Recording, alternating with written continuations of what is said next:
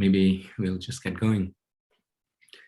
I'm going to start us off. I'm Siddharth Sareen, work on the governance of energy transitions as part of the Center for Climate and Energy Transformation at the University of Bergen, along with several colleagues who I have the pleasure of having with us. There's Katinka Wågsæther, who worked at the center until very recently and now works for the municipality of Bergen, so in the same city in Norway. There's Devyn Remme, who's also a researcher at the same center, and Håvard Haarstad, who's a professor of human geography and director of the center. We're going to keep this quite informal. It's about 7 in the evening on a Friday for us, so I'm ready to head out into the sun, which thankfully lasts quite a long time by now this time of year. But if you want to turn on your videos, feel free. We'd be very happy to see your faces as well. The way we planned this is sort of as a conversation, but just to start us off and prime our thoughts a little bit on the theme of the session, we're going to talk about 4 commoning concepts one by one. So I'll mention what these are. They're also in the title of the session. The first one is justice, and Devyn will tell us a bit about that. And then we will move on to urban governance, which Katinka will take us through, talking about a particular form of this called new municipalism. And then Håvard will move into a focus on compactness, so bringing up spatial issues in relation to commoning. And we'll cycle back to me sharing some thoughts on temporality and the role of time in commoning. And all of these are sort of, in a sense, conceptual lenses that we want to use in analysis of commoning that we have already been applying in our work in Bergen and in other places. But because we do share this sort of locus of Bergen as a city where we have worked with these concepts and continue to do so at the urban scale, once we've kind of taken you through them in a more analytical, conceptual sense, we'll also spend a little time chatting back and forth about how we use these concepts at the urban scale, what it actually means to apply them, to implement them in real world settings, and how commoning coming sort of out of research can also be something that we are part of as applied researchers who are working quite closely with real world change. So over to Devyn then. Hello, my name is Devyn Remme. I will jump right into this. My topic is justice. It could have been mobility, but I hope by the end of my little introduction here, you will understand why justice is the primary relevant aspect when we are thinking about commons in general. So the paper my talk is on was about the justice implications of the city of Bergen's efforts to, well, I call it commoning mobility. They would say it is a goal to prevent growth in private vehicles. And they do this, the goal to prevent growth in private vehicles is the overriding goal. The city now has a more progressive goal to actually reduce private vehicles by 30%. And they're doing this through a set of interlocking interventions that I've theorized as taken together, that they're an effort to common the urban mobility system. And these interventions include a congestion toll ring that that drivers pay to enter the city. They're expanding a light rail. They are creating car-free zones in every area of the city. And these interventions have also been protested a lot in the particularly in the last year. There was a lot of resistance, and the sort of rhetoric around the resistance is that these interventions are exclusive. So they create social exclusion and they hurt the people who have the least. So when you look at this mobility transition through a commenting lens, you start seeing what's the difference between exclusions and enclosure. How much value can you get out of looking at who has the least? And traditionally commons are the strategies of the poor. And we looked at how these strategies are circumscribed by the strategies of the rich. So how do these interventions interact with that? And the final point I'll make before handing it over is that often in commenting literature, the focus is on efforts to like projects that happen in cities that are outside of states and markets. And our case is a commenting of the city, the entire mobility system, and it's driven by the state. So there's some interesting differences and potentials there in terms of how what role the state can play in commenting projects, and what role commenting projects have in instigating regressive populist resistance. Next. Thanks, Devyn. So I'm going to talk about a slightly different concept, urban governance. And just to give a bit of context, this work stems from an attempt to kind of bring together two areas of my life, which was my experience about 10 years working in the climate space in South Africa, from a climate grassroots NGO focused on climate adaptation to a climate science research group, and then a personal interest in community and political activism. And I was briefly engaged in a group, a new municipalist group in South Africa before I moved from there about a year ago.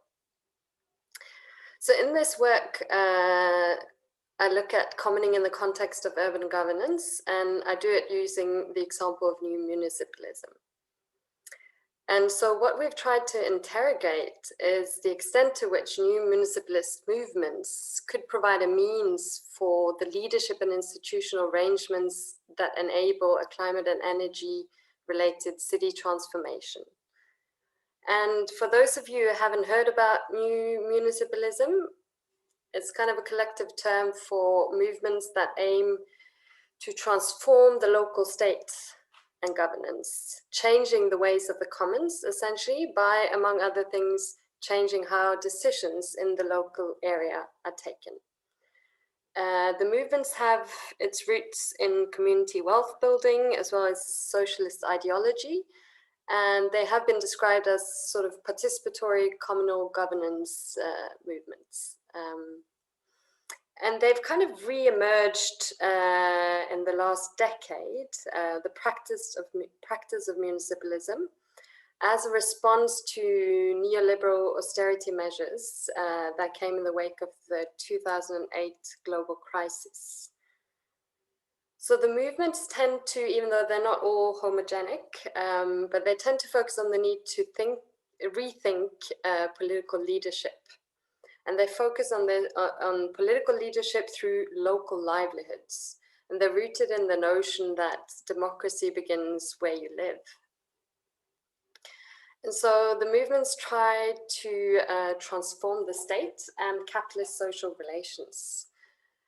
And so this could be considered a practice of commoning through activation of social cooperation and collaboration, and the devolution of the governing power into the hands of the people, and thereby the transformation of local resource use.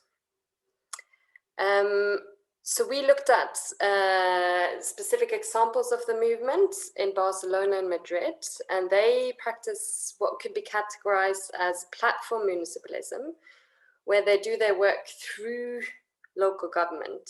So the movements work to transform the local state through dual power, which means that both in Barcelona and Madrid, the movements ran for local government with some success in both places. And so we can look at their experience working within local government. So theirs was a commoning of the state, trying to transform the state power by altering the balance of forces inside and outside the state system, focusing on flat structures and public participation through things like neighborhood assemblies, digital voting, and budgeting platforms, and related participatory processes.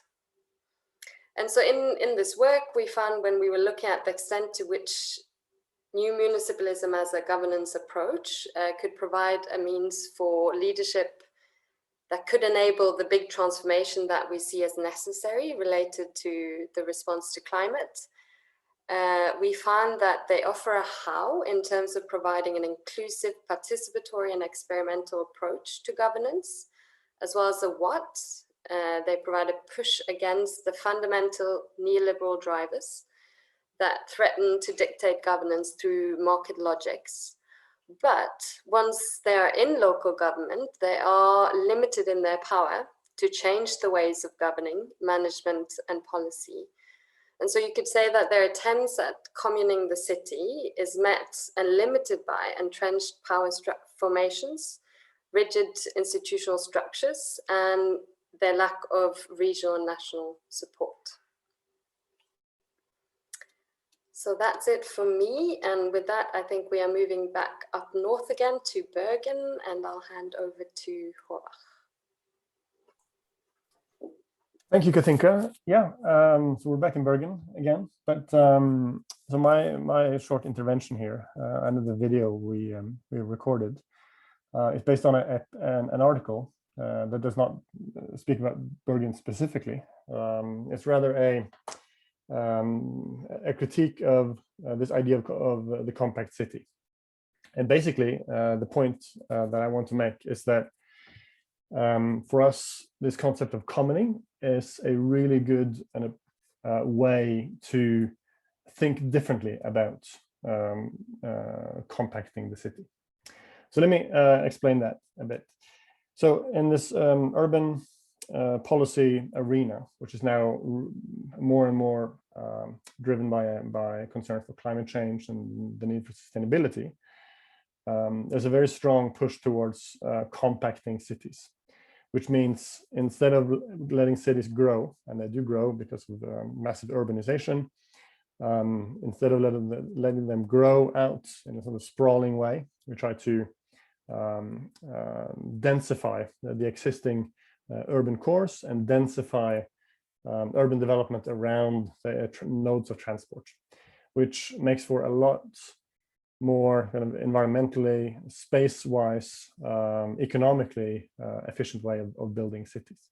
So this is really important. But we have a sort of a critical review paper where we criticize also this policy agenda because there are many social, political, cultural aspects of compactness that are not typically addressed in this overarching policy agenda. And some of these implications are, for example, that when you densify a city, that means typically building higher buildings or building new fancy apartments in prime locations, which means that the city is more and more built for the elites, right? You have rising housing prices, and this kind of densification typically is very often an exclusionary process. So our concern then has been, how can we think about compacting the city in a way that's more conducive to equality and more kind of politically salient. And here we found that this idea of commoning is a really good lens to think about this. So we're not necessarily sort of developing the theory of commoning per se, but rather taking that concept, bringing it into a debate where it's not, as far as we know, not being used. And I think it has really productive, does some really productive work there.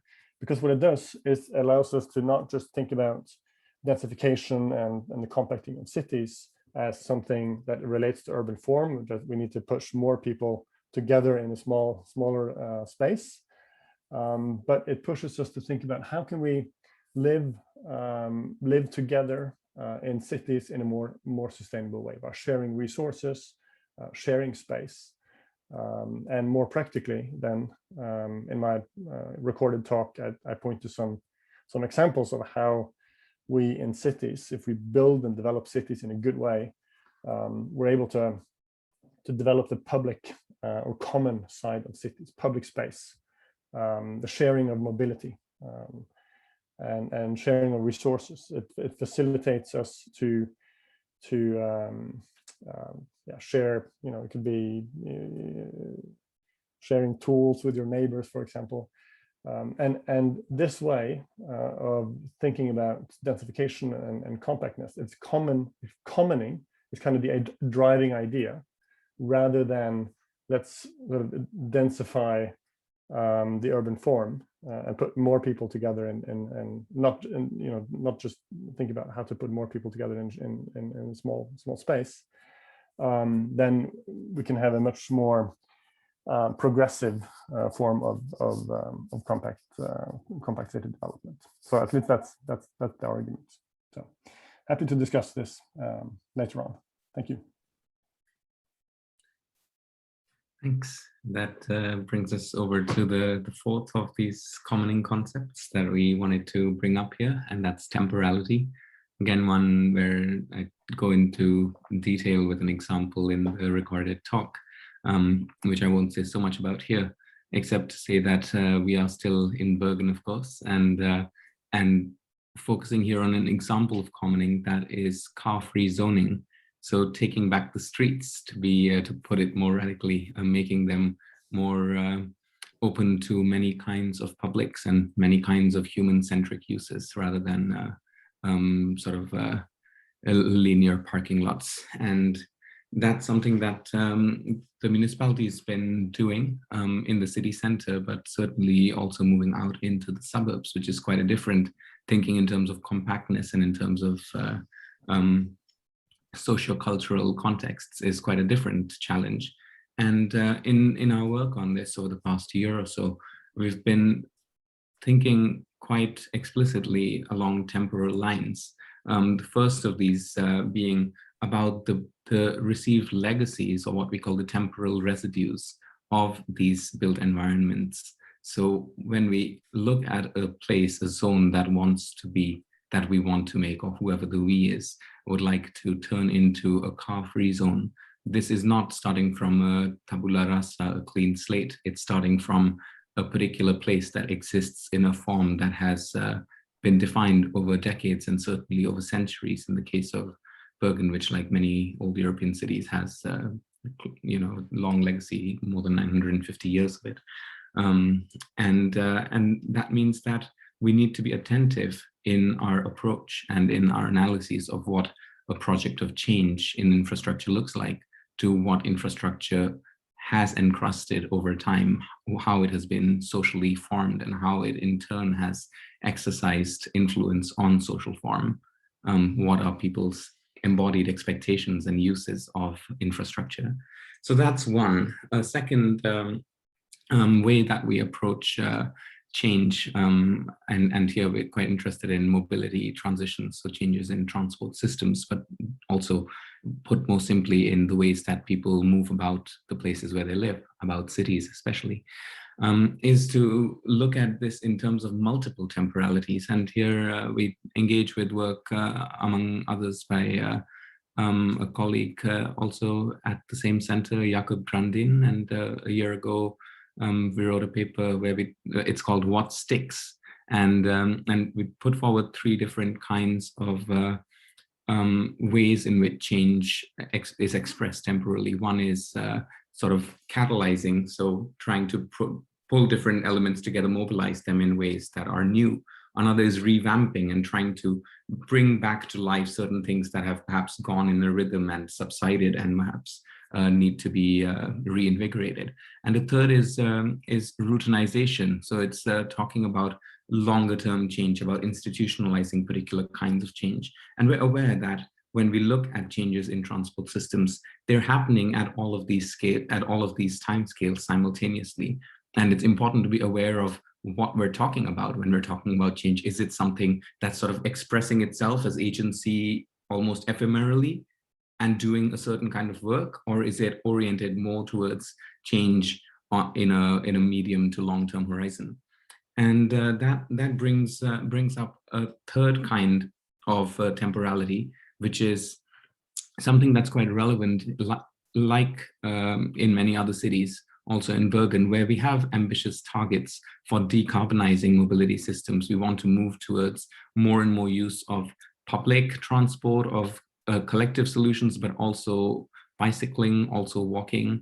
And we also want to electrify these sources so that we move away from a lot of the carbon emissions associated with the transport sector.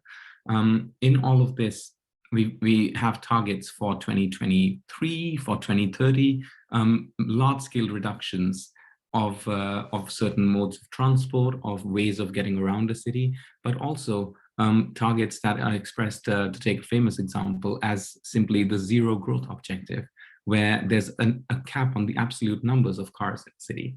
And what those targets do is to impose a timeline for change.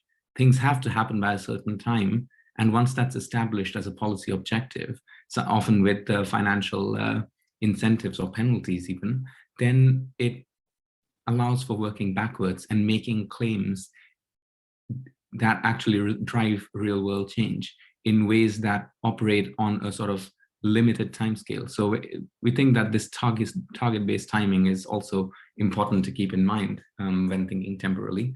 And finally, thinking of and coming back to sort of the long durée or the long-term project of change, thinking in terms of infrastructure time of what we're building now. So for instance, large-scale road projects coming into a city that are driven by quite car-centric visions of mobility, perhaps going back quite a long way and often carried onward in the bodies of and minds of the planners who might still be in charge of particular agencies, not only at the urban level, but also nationally.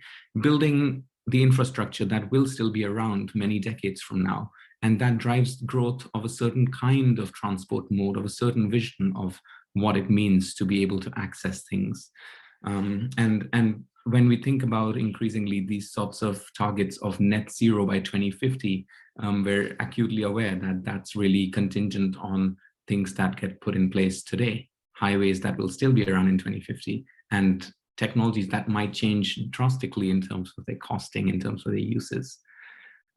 So those are some of the thoughts on temporality. And now that we've kind of taken you through these concepts, and before opening up for any questions, any comments that others might have, we wanted to just talk a little bit back and forth amongst each other, focusing on the Bergen case, which now you've had a chance to get sort of passing familiarity with. How do we use these concepts in thinking about urban commoning, both in that sort of context, but also expressly at the urban scale? And I thought I'd ask Håvard here, since you've been talking about spatiality in talking about compactness. What is particular to commoning at the urban scale? I think I think cities give us amazing opportunities, and I'm not sure where how the sort of the climate sustainability discourse is, where the rest of the where the audience is sitting around the world, I suppose. But here in Bergen, it's a pretty opportune moment because we have it's Norway. Norway is Norway, and we also have a left-wing government. The commissioner for city development is from the Green Party.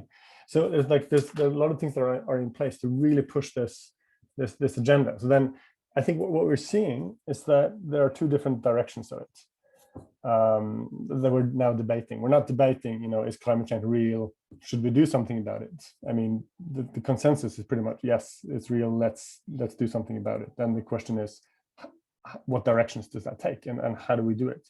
And I think, two sort of opposite examples will be here. Do we support the Tesla, electric vehicle on one hand, or do we support the light rail, which is a commoning, you could argue, type of sort of intervention. And it's really interesting to see how those things, those different types of interventions play out, and who supports, how you can manage to get support for this kind of low carbon mobility transition through these different types of interventions. You know, you'll get some people who will pay a lot of money for a Tesla, who would never take the light rail, but still kind of feel, yes, I'm part of this. I'm contributing to this green to this green shift. So I think, but I think it's really important at this juncture where there's such a push for this shift, that commoning is a central part of it. That it's thought of not through, you know, in my example, in my talk, I talked about, you know, housing, and it's not just sort of compact densification in terms of, you know, these seafront expensive apartments, not just a Tesla, but in like we shift the city in a green direction through thinking about the public, the common, the collective good, and the commons. And I think that's, in that sense, the commoning in the commons is a really important and critical idea in the shift that's going on at the urban scale.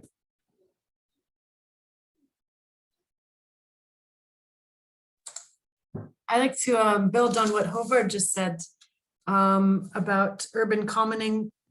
Your example of the Teslas is a really good jumping point, because I think the push in the city politically to invest instead in public transportation, walking, cycling, instead of cars, has more to do with local politics in terms of scarce urban space and these sorts of things.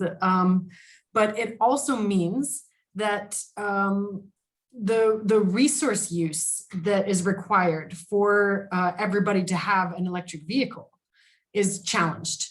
And I think it's important to challenge that when we think about commoning at different scales. And of course, in terms of climate change and other sustainability issues, you have to think about other scales. But we know that one of the biggest barriers is that administrative boundaries make it really hard for global justice. Like a city government or a national government has, you know, their responsibility is to their constituents. And in the case of the electric vehicles versus public transportation, you got this synergy where it's good for the city, and it's also good for the global commoning, that we don't continue to assume that everybody needs 2 tons of steel to drive around and everything else with it.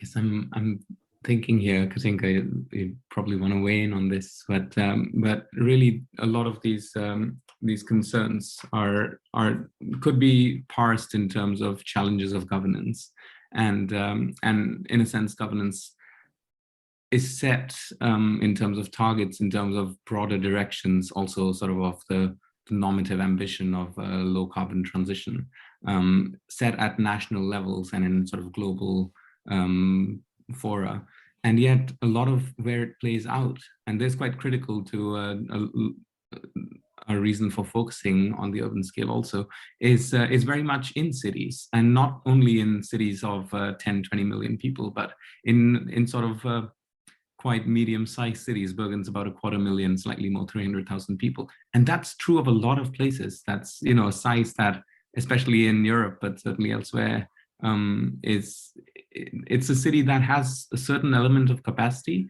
but it's not endless, and it's not sort of the first name on people's lips when you're looking to where has the most radical, impressive change happened. And yet, how do you then work with that change at the urban scale, given that that's where a lot of emissions come from, that's where a lot of the actual decisions are made?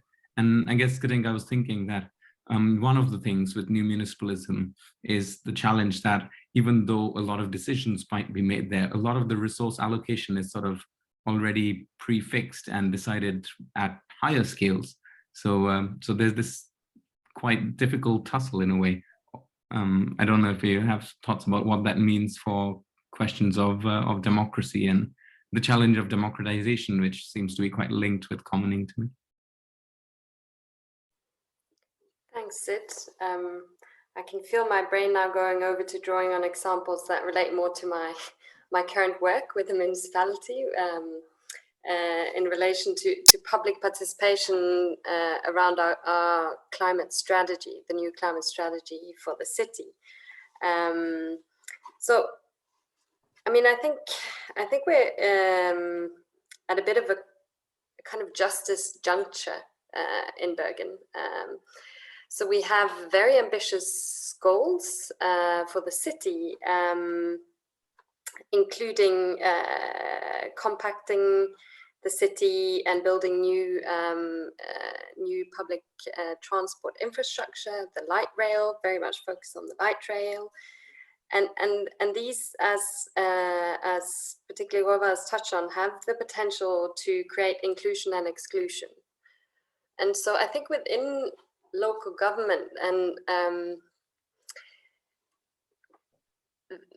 there's a great difficulty trying to map the potential justice pitfalls that come with these interventions that we are trying to implement, or the mitigation targets that we are trying to reach. And at the moment, I'm trying to look at how we can include as many people as possible in the thinking around how we do these interventions. And I think within current structures of government, it's very challenging to really do proper participation. Like, what do people really get to decide? Because you already have these targets, and there's a certain direction. How much freedom do you give people to decide? Do you start with an open slate, or do you, how much do you box it? And there's also power relations, and you know, the private sector holds a lot of money and a lot of also confidence in these spaces of engagement. So trying to, for example, organize the reference group for the strategy, and bringing in people from NGOs that work with youth, or with people from a minority background, together with these people from the private sector. Like, how do you really facilitate that space in a way that enables all voices to be heard, and then really bringing it into how we do things to create a kind of a transition that is just and that cares for everyone. And I think, you know, these things are all great in the ideas of it, but how you actually do it in practice is really challenging.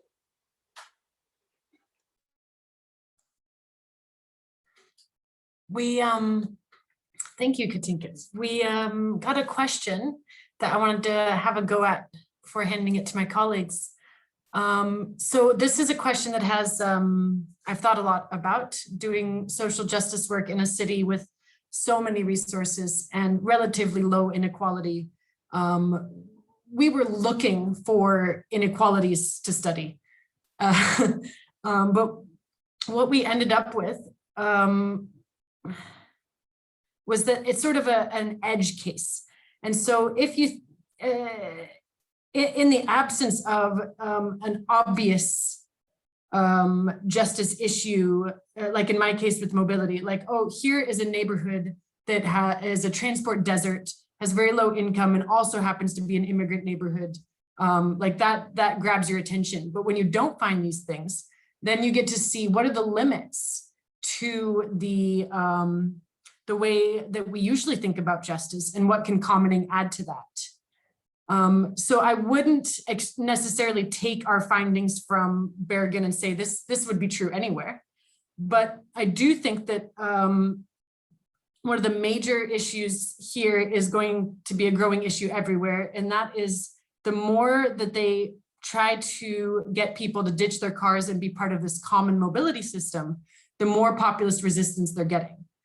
And one of the slogans is that we don't think climate policies should intrude on people's lives. And I think that issue is going to be coming up all over, no matter what the levels of inequality are. And I didn't find any literature, and I would love it if any of you could send me an example of literature that has to do with commoning projects that produces resistance in this, not from state actors or capitalist actors, but from like a populist middle class resistance that is attached to the individual choice values and the privatization that they attach to their own success. Did you raise your hand, Håvard? You're muted. There you go. I started looking for a link to post in the chat. That's why I was distracted and forgot I was muted. No, I think it's an excellent question. And first thing I want to say is that in a city, even in a small city in Norway, like one of the richest countries in the world, there are inequalities and not extreme qualities the way you're thinking about it. But in any city, you would have differences between people. People tend to congregate, or you have this for some weird reason that social problems tend to end up in certain pockets and then worsen in those pockets. And I think we've seen that very much reflected in. So we've done some studies where we try to look at where mobility interventions are put in a city like Bergen. It's in the city center where people, not all, but many people have high incomes, and very much in the suburban areas or sort of these public housing areas outside the city center. There's a very different conception of these questions of low carbon mobility.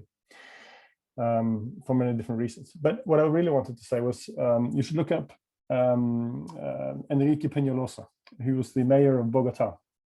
And in the city sort of urban sustainability discussion in academic terms, he's sort of the classic.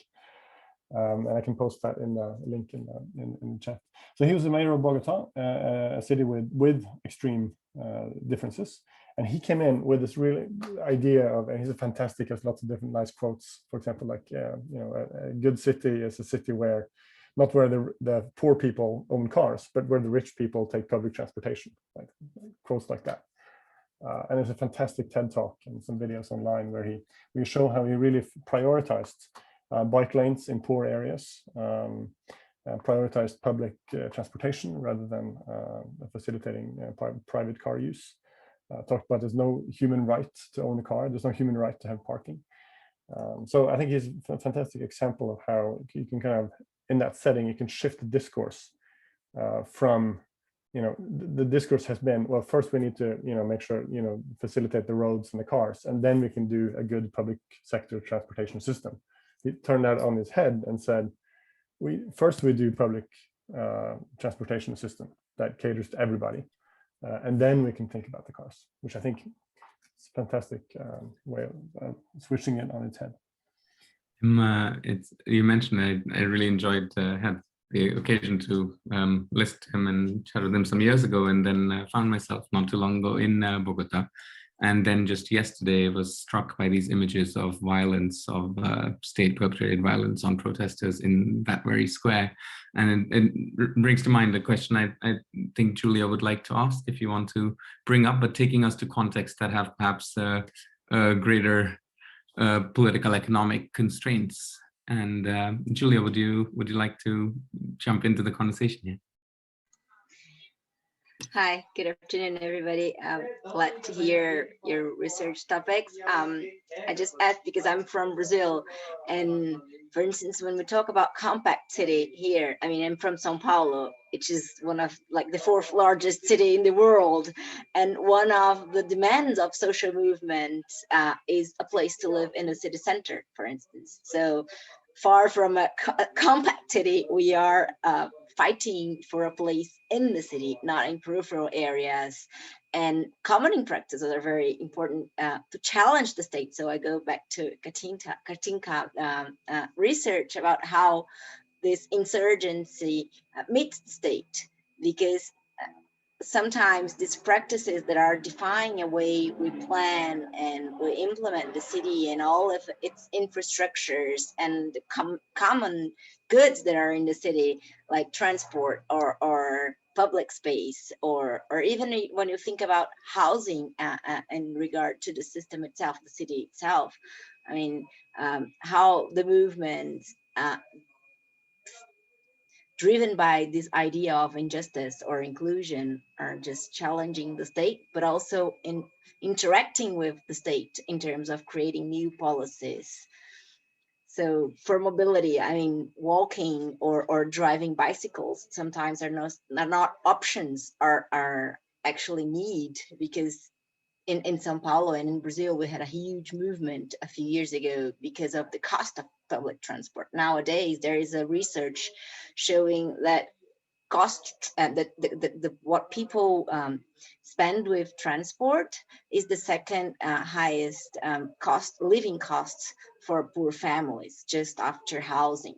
So they walk and they cycle because they don't have the money to pay for public transport. But on the other hand, there is no public policies to improve cycle lanes or the safety of sidewalks, for instance. And there is this constant challenge. So commuting practices are always challenging and dialoguing not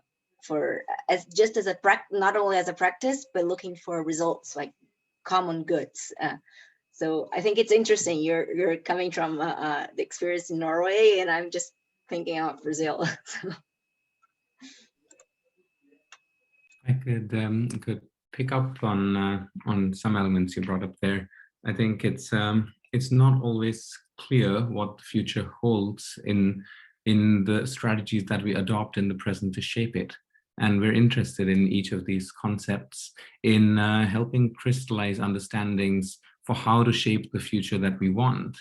And there are things that we encounter in Bergen that in some sense might seem sort of distant now, but very quickly might become quite proximal in very different contexts. And I'll take one example to illustrate the point.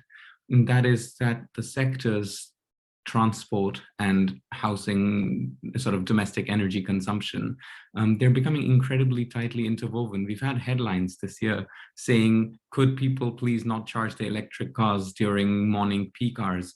Because we have a grid that is down to the retail electricity level, down to 97% of households in the country, completely digitalized. And that's also one of the projects that we've been working on. It's called Responsive Organizing for Low Emission Societies. And we focus on what digitalization means for social inclusion. And what it really means is that households with much less energy flexibility, who are typically also quite overlapping with households that have income constraints that can't change when they need certain basic services that consume energy, that those ones might actually be the losers of some of these low carbon transitions in the transport sector if they happen with a large amount of energy demand for individual automobility. And that's something that increasingly becomes relevant in other places where perhaps the total amount of electricity on the grid is much more constrained than in Norway. Where the discrepancy between people who can afford this or that mobility solution, but also who rely on certain quite basic energy needs in the household, where those are different and in a sense to link together at the urban scale, because it's not every place that has as much electricity used for its household energy needs as Norway. It's rare.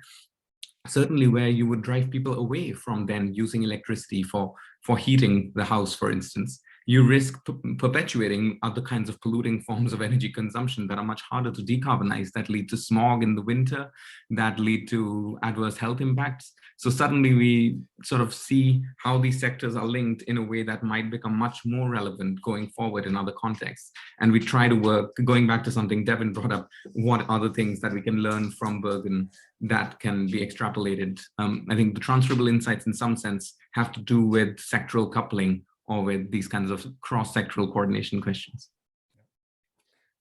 So we like to talk, as you can see. But let's create that kind of uncomfortable silence that pushes people to ask the questions they have they want to ask but haven't quite formulated in their head.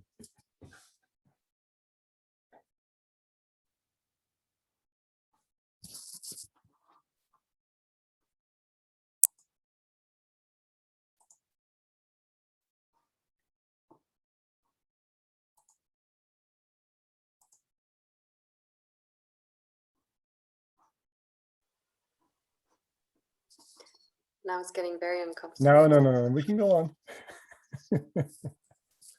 5 minutes. Hello, I could ask a question. Do you hear me? You see, Katinka? Yeah, I was just thinking, I'm from Finland and we have, well, I can relate in a lot of things that you are talking about. And I was just wondering these things, have you considered this, considering the pandemic? As I saw a headline, this kind of making more compact cities, and people might be now even more against that. I saw a headline a few days ago in considering Helsinki that they are building more and more apartments in the city center, but people don't want to move there anymore. And how to get people there, because people want to go to suburbs and areas, well, at the moment. So what do you think about that? I can go at least first. I think it's a great question, very timely. Of course, in Oslo, there's been some research on this, and it shows that the pandemic doesn't spread in compact areas. The pandemic spreads in areas where people live, many people in each apartment. So in other words, in sort of low areas with low socioeconomic standards. So I think that's a sort of a doubleness to it. So it's not compactness in itself necessarily, but it's compactness connected with a certain economic, I don't want to say deprivation necessarily, but yeah, with low income groups. So that's I think that's a key aspect of that. Anyone else want to jump in on that? There's also been some issues here where, like, our bus company was telling everyone to drive if they can, which is been trying to do. And then, of course, it would say, don't take the bus if you don't have to. And for people like me who are like completely dependent on the bus, this is a catastrophe. But I think that there are some real concerns that that you brought up, but I also think that this is going to be used as an excuse to sort of cover that you're really defending a type of privilege about your resource use and the lifestyle that you had imagined would be the good life, that is not based on coordinating with other people or sharing resources in any way. And I think that moving forward, the big issue will be, how do you build solidarity with, at the same time that we need to be pulling up the people who have the least advantage, we need to be building solidarity with the middle classes so that they are not a growing resistance movement, but they understand that this is also going to be good for them. Because I mentioned earlier, like, one of the issues here is this growing populist resistance.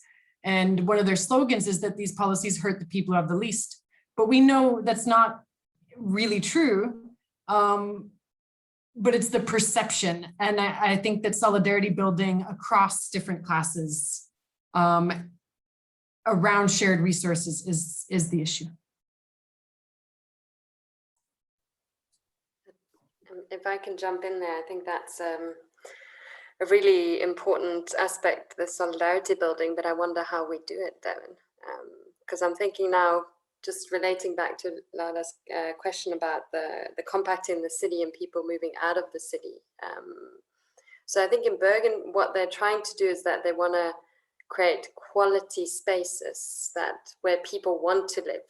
And so in your neighborhood, you have the playgrounds, the school, everything you need within your neighborhood. But part of the issue here is that often that also becomes an exclusionary space. And we,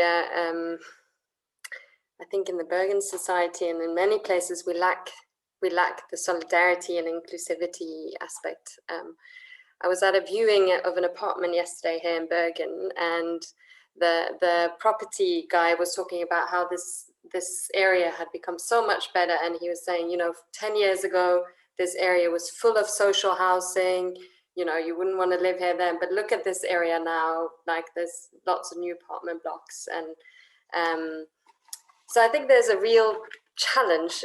How do we create these quality spaces where everyone is welcome and everyone is able to access housing and everyone feels welcome?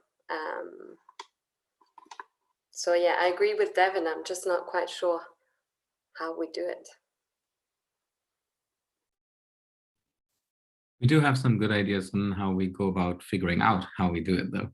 And maybe we can theorize it.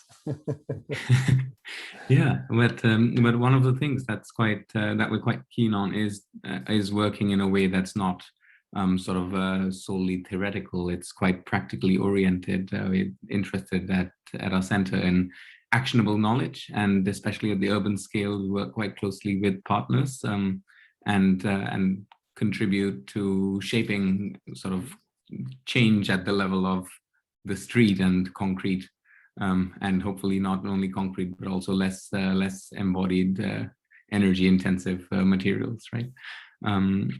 Are there any thoughts in the audience about ways to go about that? Perhaps others have been trying that. Of course, we can talk a bit about sort of methods and particular examples, but we'd love to hear from you if others have been engaged in similar work.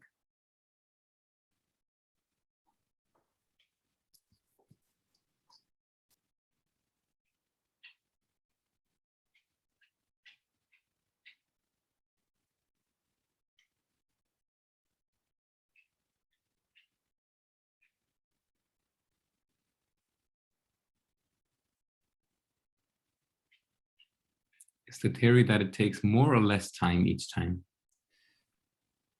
Theory, yes, that it takes less. But hello, can I say something? In response to, my name is Anthony, and in response to Katinka's comment on how to make urban residents feel welcome with all the new quality buildings. I think actually I'm from Hong Kong, and we have a long discussion about redevelopment and also gentrification of the urban space for a very long time. And in the old areas in Hong Kong, the land is very valuable in an economic sense, and so the property developers are very interested in building some new fancy high-rise, but only for people who can afford it. I keep wondering, like, whether there is a way to I would not say stop, but at least to mitigate the negative consequence of this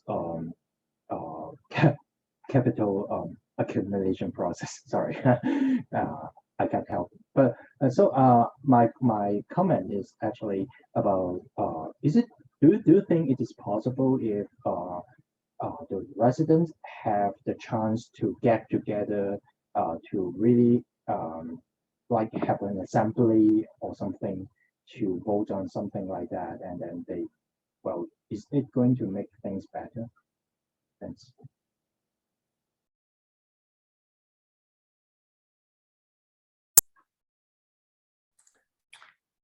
Katinka, did you want to take Yeah, go, it? I have some words that I can share. But go first. You talking to me? Oh, I was just going to say that was a great comment. Yeah, sorry. Go ahead, Devyn. I imagine that Hong Kong is a particularly extreme case in terms of densification. And because it's been an important issue for us here in Bergen as well, the idea behind the climate change reasons they want to densify aligns so well with the capitalist interests. And here, at least, the interviews I did with different actors all agreed that the only way to fix this would be to change the laws, that you need legal protection, that you can then design regulations around affordable housing so that the state can say, like, this is how it's going to be. And that requires pushing back on this sort of sanctity of private property. But I don't know how else you would do that. I personally have been involved in some housing justice activism that involves squatting buildings, but I don't think that that is the systemic change that you would need to make sure that there was enough affordable housing in Hong Kong, for example. I'm a strong believer in local public sector, and I think the local public sector needs to take a much stronger control over housing. In Norway, we've now come to a situation where we consider this, housing as a sort of, and housing development as a private issue. Whereas in the post-war period, we built a lot of public sector housing. That's kind of how we rebuilt our country after the Second World War. But there's a complete discursive shift to where that's now considered an individualist issue, and young people are told that you need to be a rational human being with any chance of a decent future. You have to save up for your first apartment when you're 15. Is ridiculous. I think the way to go is that the public sector has to have a much stronger role in building housing. It's not just the way that apartments are built is incredibly important. Just the way that if you have all these, if you just build small fancy apartments, seafront apartments in areas with no playgrounds, for example, I mean, they're going to cater to middle class, upper class pensioners, but you need build that in ways that where apartments are attractive to a wider variety of the population. And when you do allow private developers to use public land to build something, you can place demands. You can say, well, yeah, if you build a building here, maximum 3 floors, you have to have build the playground, you have to contribute to the local kindergarten, you have to do all these things. And I think it's amazing that we don't put stricter demands from the public sector to the private sector when we allow them to build on our land. So I think that's the way to go. I mean, you mentioned this sort of democratic assemblies and things, and yeah, maybe, but I think these are very complex institutionalized questions that are already pretty democratic institutions should take control. Right. So with that, we're drawing into our last minute, and it might be quite a good note to leave off on, just to remind us of where we began. We talked about 4 kinds of commoning concepts, and I think we've seen that they are sort of interpolated. They don't sort of exist in isolation. So hopefully this has been useful. We've enjoyed engaging with you, and it's always fun to sort of have a chance to also have our thoughts float about in a room and find ways to stick. So I've also really enjoyed talking with each of the panelists, and thank you for being here and for your attention. Have a good rest of the conference.